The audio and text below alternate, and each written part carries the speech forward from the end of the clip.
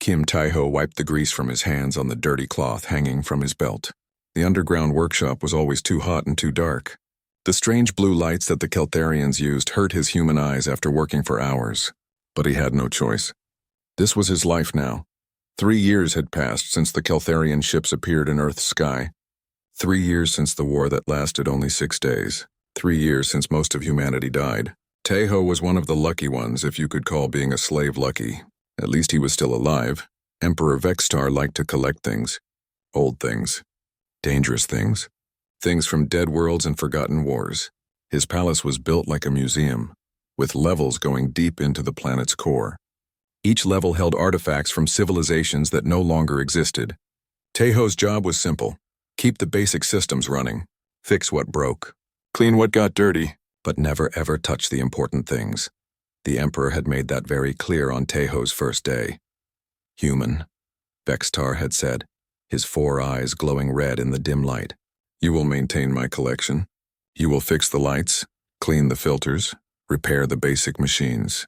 But the artifacts themselves are forbidden. Touch them and you die. Understand? Taiho had understood. He always understood when someone threatened to kill him. But understanding and obeying were different things. Today felt different from other days. The air seemed to buzz with energy that made his skin tingle. Some of the older machines were acting strange. Lights flickered in patterns he had never seen before.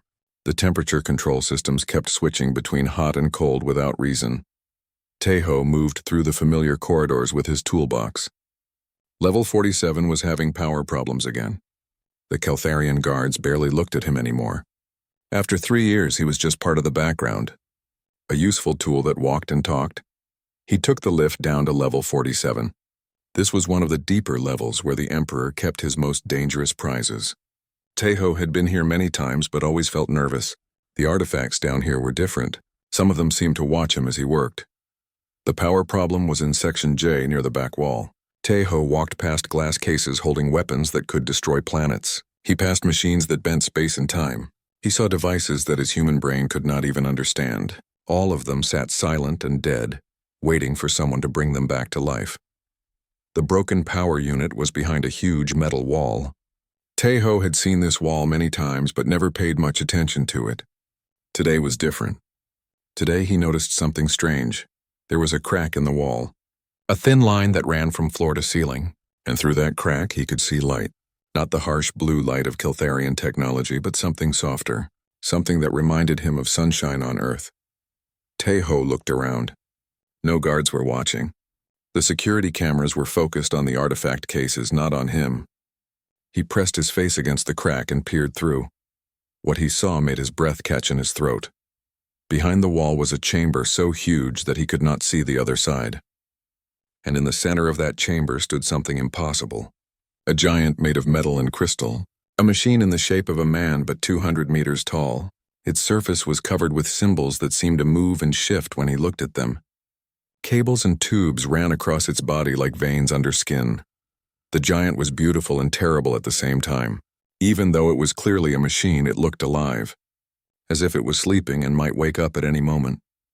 Taiho forgot about the power unit he was supposed to fix. He forgot about the Emperor's threats. He forgot about everything except the wonder of what he was seeing. He ran his hands along the wall looking for a way inside. His fingers found something, a small panel hidden behind layers of dust and grime. When he cleaned it off, he saw that it was some kind of control interface, not Keltharian technology, something older, something that made his engineer's heart race with curiosity. The panel had a simple hand scanner. Without thinking, Taiho placed his palm against it. The response was immediate. The scanner flashed green. Ancient systems that had been sleeping for millions of years suddenly came to life. The crack in the wall began to widen. Hidden motors hummed as a doorway opened where none had existed before. Alarms started screaming throughout the palace. Taiho stepped through the doorway into the giant chamber. The ceiling was so high above that it disappeared into darkness. The metal giant stood in the center, surrounded by control panels and monitoring stations. Everything was covered in the same strange symbols he had seen on the giant surface. But what amazed him most was that he could understand some of the symbols. Not with his mind, but with something deeper, as if the knowledge was being written directly into his soul. He walked toward the giant, drawn by something he could not name. Each step felt important. Each step felt like destiny. Behind him, he heard running footsteps and shouting voices. The Emperor's guards were coming. But Taeho did not care anymore. He reached out and touched one of the control panels near the giant's feet. The effect was like lightning running through his body. The giant's eyes opened, 2 points of light brighter than stars. The symbols on its skin began to glow. Ancient machinery throughout the chamber roared to life. "Don't touch that," came a scream from behind him. Taeho turned to see Emperor Vextar running into the chamber, his face twisted with terror and rage. But it was too late. The connection had been made. The giant was waking up, and somewhere in the depths of space, other ancient machines began to stir in response to a call that had been silent for millions of years. The giant's awakening sent shockwaves through the planet. Deep underground, power systems that had been stable for centuries began to fail. Emergency lights flashed red throughout the palace. Computer systems crashed and restarted over and over again. Emperor Vextar stood frozen at the chamber entrance, his 4 eyes wide with terror. He had studied the legends for hundreds of years. He knew what this machine was, even if he had never believed it would actually wake up. "The sleeper of worlds," he whispered. "It cannot be." The giant turned its massive head toward the sound of his voice. When those blazing eyes focused on the Emperor, Vextar felt something he had not experienced in centuries. Fear. Pure, crushing fear. Taeho stood beside the control panel, his hand still touching the ancient interface. Energy flowed through him like electricity, but it did not hurt. Instead, it felt like coming home. Like finding something he had been missing his whole life. Through the connection, he could feel the giant's mind waking up. It was not one mind, but thousands, millions. All the knowledge and wisdom of a race that had ruled the galaxy when the stars were young. "What have you done?" Vextar screamed at him. "Do you know what you have awakened?" Taeho looked at the Emperor with new understanding. The knowledge flowing into his mind showed him the truth. This machine was called a Titan. It was built by the progenitors, a race so advanced that they had become like gods. But they had not used their power to conquer. They had used it to protect and guide. "I have awakened hope," Taeho said simply. Above them, the palace shook as the Titan's awakening affected systems throughout the building. In the guard barracks, Lee Jinwoo felt the tremors and knew something was wrong. He was different from the other guards. His mother had been Keltharian, but his father had been human. The other guards never let him forget it. Jinwoo had been assigned to watch the human prisoners in the lower levels. It was considered a punishment duty, since humans were seen as worthless. But Jinwoo had come to respect the humans during his time guarding them. They were tougher than they looked. They helped each other even when it cost them. They never gave up hope. When the alarms started screaming, Jinwoo made a choice that would change his life forever.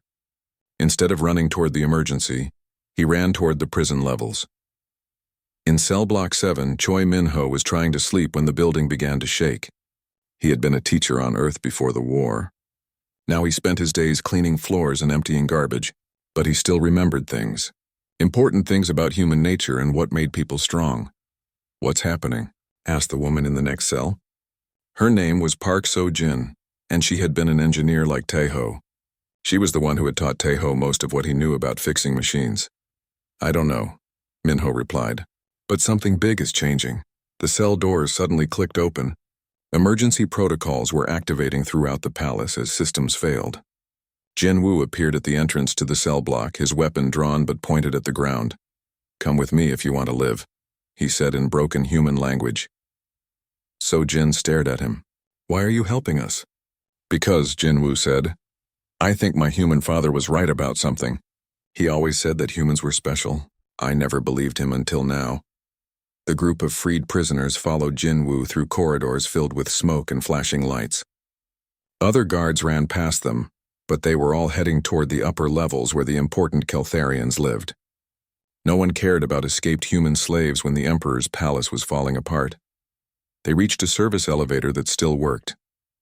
As they rode up toward the main levels, So-jin grabbed Jinwoo's arm. "There's something you need to know," she said. "We had a friend working in the deep levels.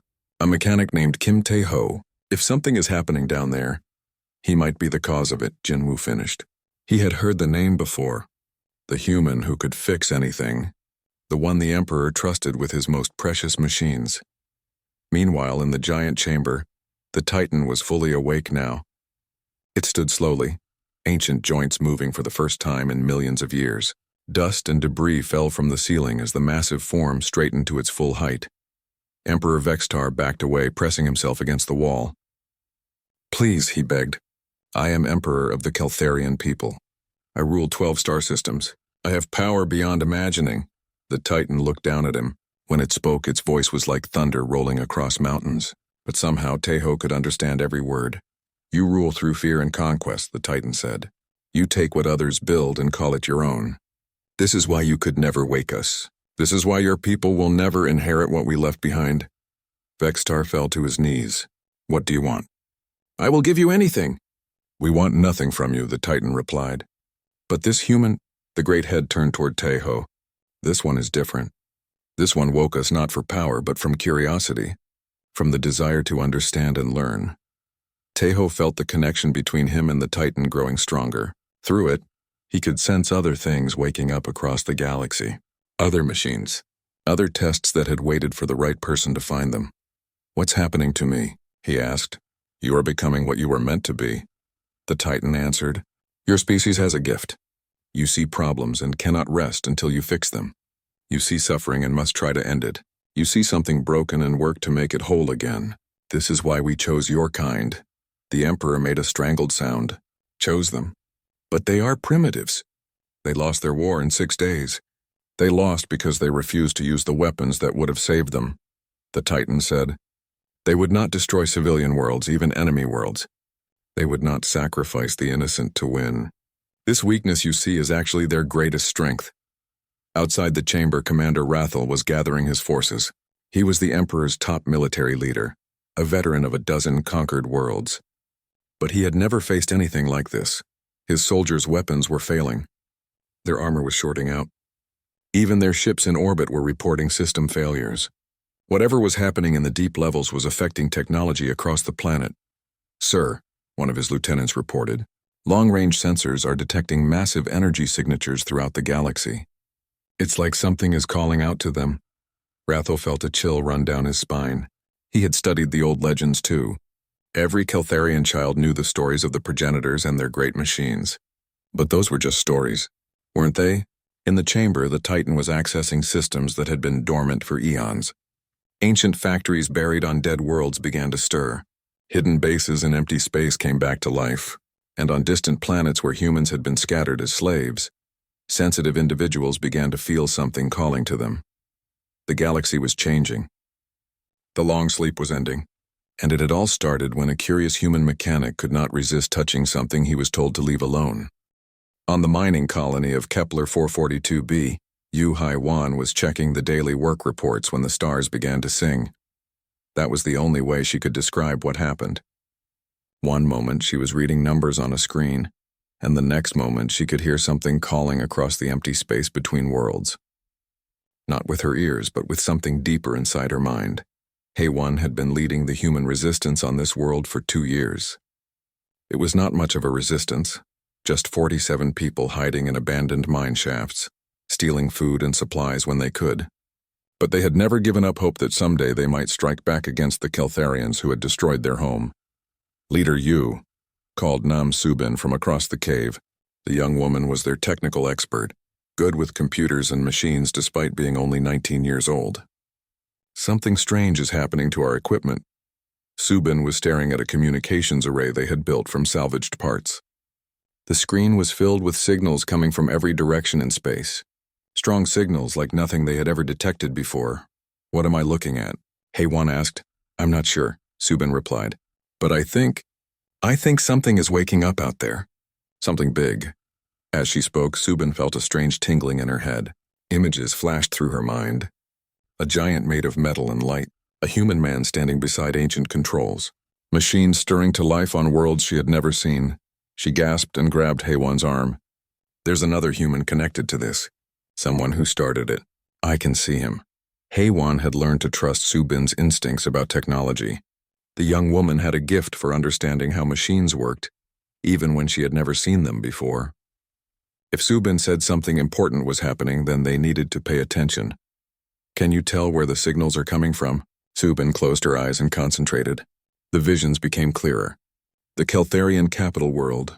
Something is happening in the Emperor's palace. Across the galaxy, other humans were having similar experiences. On factory worlds and slave colonies, in hidden rebel bases and prison camps, sensitive individuals began to receive visions and dreams. They saw the awakening Titan. They felt the call of ancient machines.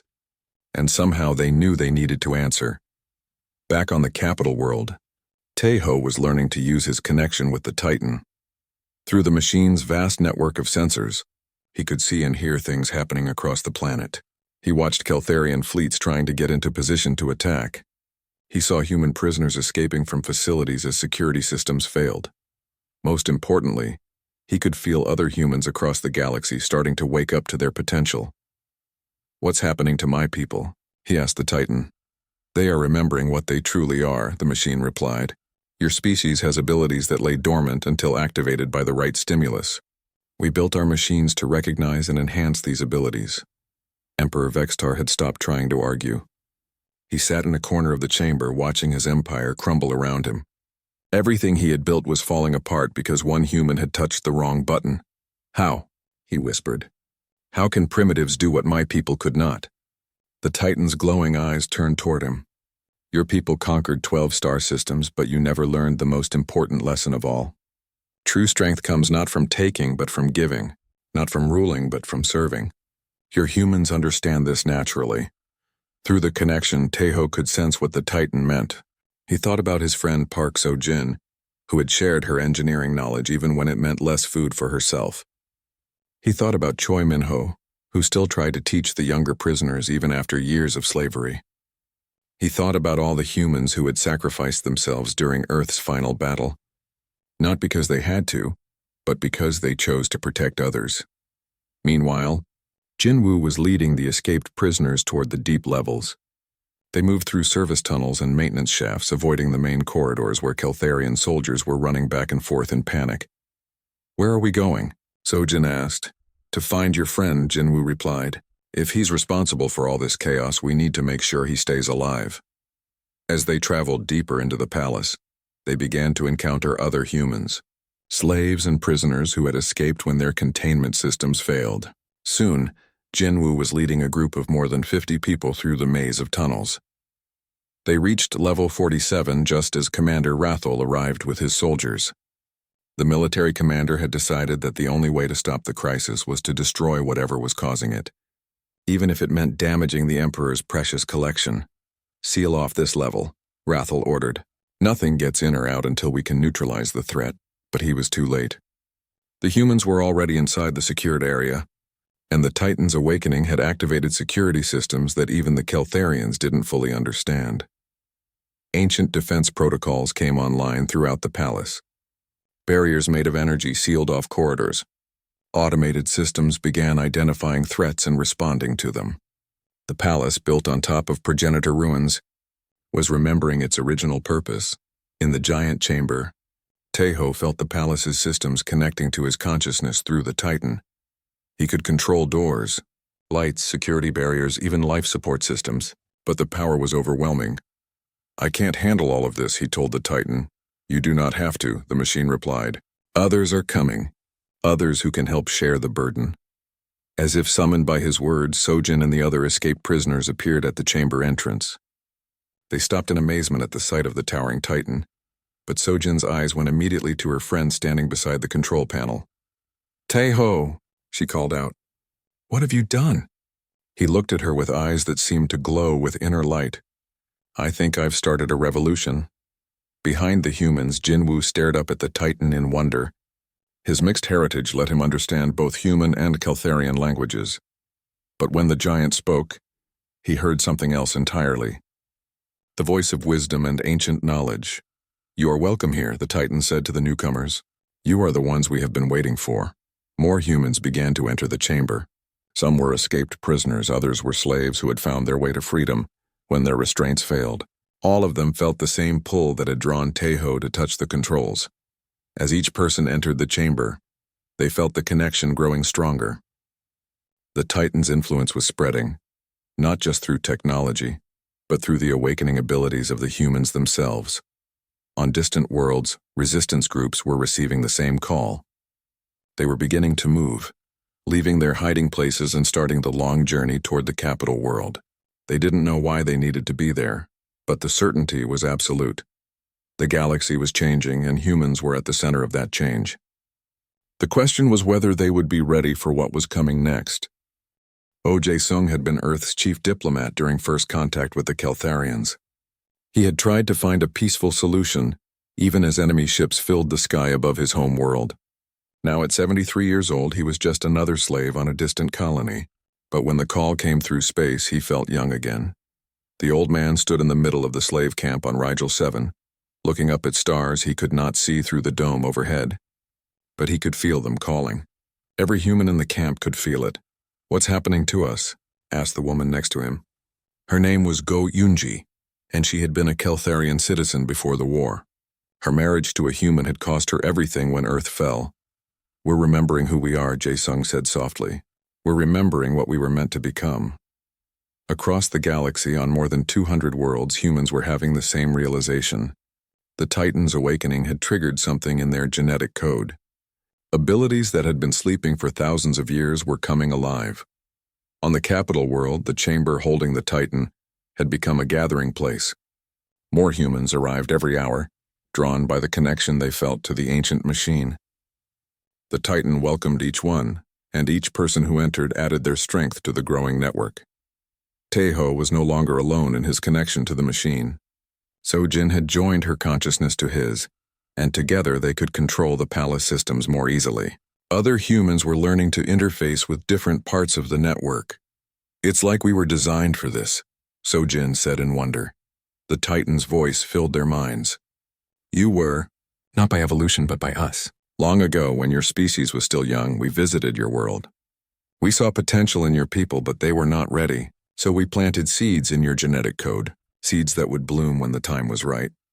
Young An Kyung-ho was only 12 years old, but he understood the Titan's words better than any adult. He had been born in slavery, but the awakening filled him with knowledge and power that amazed everyone around him. "The progenitors didn't disappear," he said, his child's voice carrying ancient wisdom. "They changed. They became part of their machines, waiting for someone worthy to find them." Through the growing network, the humans in the chamber could sense their people across the galaxy. Resistance groups were stealing ships and beginning the journey to the capital world. Slave camps were breaking open as humans discovered they could override Keltharian technology with just a touch. But the Keltharians were not standing. Idle Commander Rathel had gathered the largest military force in the Empire's history. Warships from 12 star systems were converging on the capital world. If they could not control the awakening Titan, they would destroy it and everyone connected to it. Emperor Vextar had retreated to his command center, surrounded by his most loyal guards. But loyalty meant nothing when faced with technology beyond understanding. The palace systems were no longer obeying his commands. The Titan's influence was spreading through every computer, every machine, every artificial intelligence in his empire. "How do we stop them?" he asked his advisors. "There is a way," said his chief scientist, a female Keltharian named Shin Bora. "But you will not like it." Bora had been studying progenitor technology for decades. She understood better than anyone what they were facing. The Titan was not just a machine, it was a test. A final examination to determine which species in the galaxy was worthy of inheriting the progenitor's legacy. "The humans have passed the test," she explained. "They showed the qualities the progenitors were looking for. Curiosity instead of greed, cooperation instead of conquest, sacrifice instead of selfishness. Then we must make them fail the test," Vextar snarled. But Bora shook her head. "It doesn't work that way. The test was not about being perfect. It was about having the potential to become something better. And once that potential is awakened," she trailed off, but her meaning was clear. The humans had already won. The question now was what they would do with their victory. In the Titan chamber, the growing network of human consciousness was learning to work together in ways that seemed impossible. They shared thoughts, memories, and abilities as if they were parts of a single vast mind. Through this network, they could feel the approaching Keltharian fleet. Thousands of warships armed with planet-killing weapons. The Emperor had decided that if he could not rule the galaxy, then no one could. They're going to destroy the planet, Sojin reported. All of it. Everyone on it, including their own people. The humans in the chamber looked at each other with grim understanding. They had gained incredible power, but they were still trapped on a world that was about to be turned into ash. We need to stop them, Taeho said. How? Asked Jinwoo. We have one Titan against an entire fleet. The answer came from an unexpected source. Shinbora appeared at the chamber entrance, her hands raised to show she was not armed. Behind her were a dozen other Keltharian scientists and engineers. We want to help, she said in broken human language. Taeho stared at her in surprise. Why? Because, Bora replied, switching to the Keltharian tongue that Jinwoo could translate. Your species offers something mine never learned. Hope. The possibility of redemption. The chance to become better than what we are. Through the Titan's translation systems, her words became clear to everyone in the chamber. She had studied human behavior during the war, and in the years since. She had seen humans help their enemies, share their food with their captors, and teach their children to forgive, rather than hate. My people built an empire on fear and conquest, she continued. But you built something else. Even in slavery, even in defeat, you built communities. You took care of each other. You never lost hope. The Titan's voice filled the chamber. This is what we waited for. Not just humans awakening to their potential, but others learning from their example. The test was never just about one species. It was about whether wisdom could spread from one people to another. As Bora and her followers joined the network, the humans felt the Titan's power growing stronger. But more importantly, they felt something else growing. Understanding. Forgiveness. The possibility that the galaxy could become something better than it had ever been before. Outside, the Keltharian fleet was taking position. In a few hours, they would begin the bombardment that would turn the capital world into a lifeless rock. But in the deep chamber beneath the palace, humans and their new allies were preparing for something the galaxy had never seen before. The final phase of the awakening was about to begin. Lim Woo-jin had never expected to command a starship. He had been a maintenance worker on a cargo vessel when the humans began their exodus from the outer colonies. Now he stood on the bridge of a ship built from progenitor technology that had awakened across the galaxy, leading a fleet of similar vessels toward the Keltharian capital world. The ships were like nothing anyone had ever seen before. They had grown rather than being built, assembled by ancient machines that had slept in asteroid fields and dead moons for millions of years. Each vessel was perfectly suited to its human crew, responding to their thoughts and emotions as much as their commands. How long until we reach the capital? Woo-jin asked his navigator.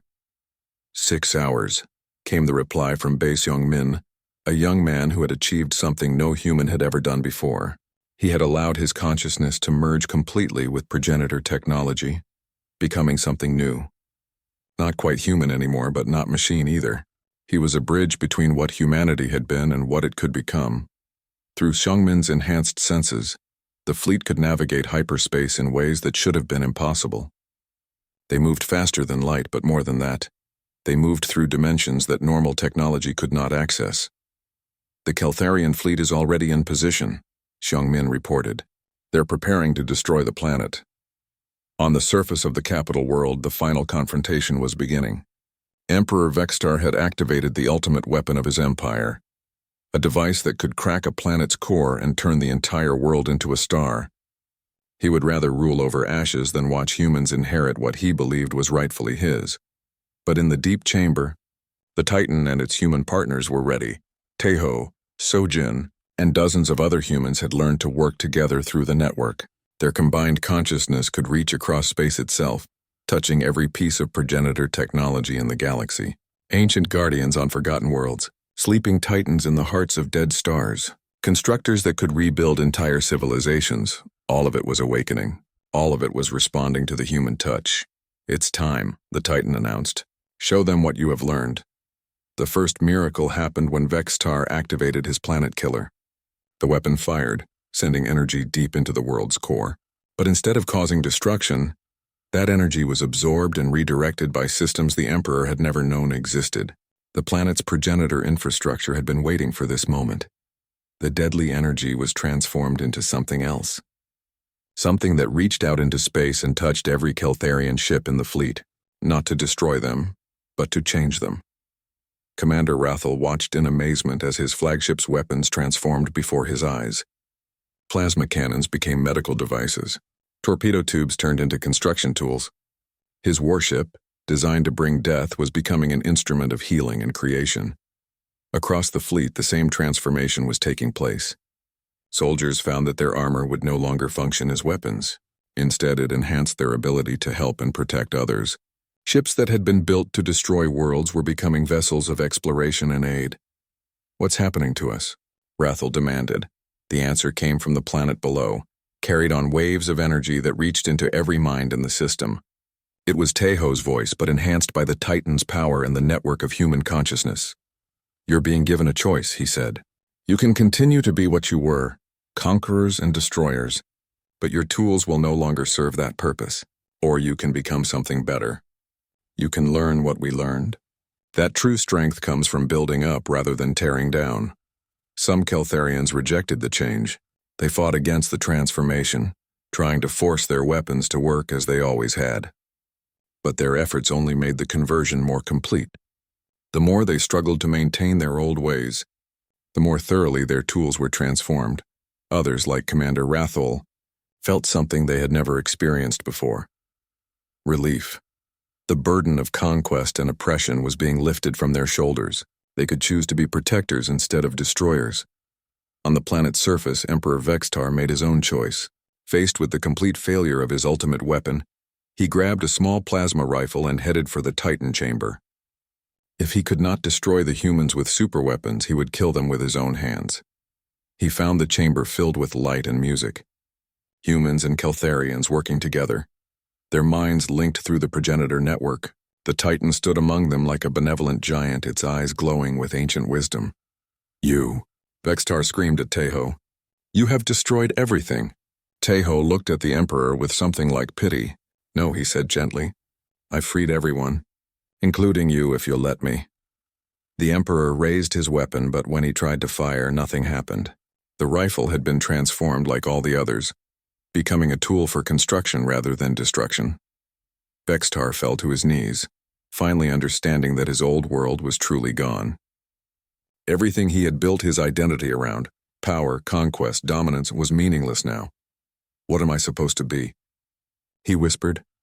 It was young An Kyung-ho who answered, the 12-year-old boy speaking with wisdom beyond his years. "You can be whatever you choose to be," he said. "That's what freedom means. You can learn to build instead of tear down. You can learn to help instead of hurt. You can learn to give instead of take." The Emperor looked around the chamber at humans and Keltharians working side by side. He saw Go Yunji, who had lost everything because she loved a human, now helping to coordinate relief efforts for displaced populations across the galaxy. He saw Shin Bora, whose scientific knowledge was being used to heal worlds damaged by war instead of creating new weapons. Slowly, carefully, Vextar stood up. He looked at Teho, the human mechanic who had started this transformation with a simple act of curiosity. "Teach me," the former Emperor said quietly. The Titan's voice filled the chamber with warmth, and so the circle completes itself. The student becomes the teacher. The slave becomes the liberator. The conquered become the guides for their former masters. In the space above, Captain Lim Woo-jin's fleet arrived to find not a battle, but a celebration. Keltharian ships that had come to destroy were now working alongside progenitor vessels to begin the greatest reconstruction project the galaxy had ever seen. Damaged worlds would be healed. Enslaved populations would be freed and relocated to homes of their choosing. Technologies that had been used for war would be turned toward exploration and discovery. But the most important change was in the hearts and minds of the people themselves. The network that connected human consciousness was open to anyone who chose to join it. Not to be controlled or directed, but to share in the great work of building something better. Years later, when historians tried to understand how everything had changed so quickly, they would point to the moment when Kim Tae-ho touched an ancient control panel and awakened a sleeping giant. But the humans who lived through it knew better. The real change had not come from the Titan's awakening. It had come from humanity's willingness to share their greatest gift, the ability to see others not as enemies to be conquered, but as friends waiting to be made. The galaxy had new guardians now. Not rulers or conquerors, but teachers and healers. And at their head walked a former slave who had learned that the most powerful force in the universe was not the ability to destroy, but the courage to reach out and touch something you were told to leave alone. The age of empire was over. The age of cooperation had begun. And somewhere in the deep places between the stars, ancient machines that had waited for eons began the work of preparing for the next test, the next awakening, the next step in the galaxy's long journey toward something better than anyone had dared to dream.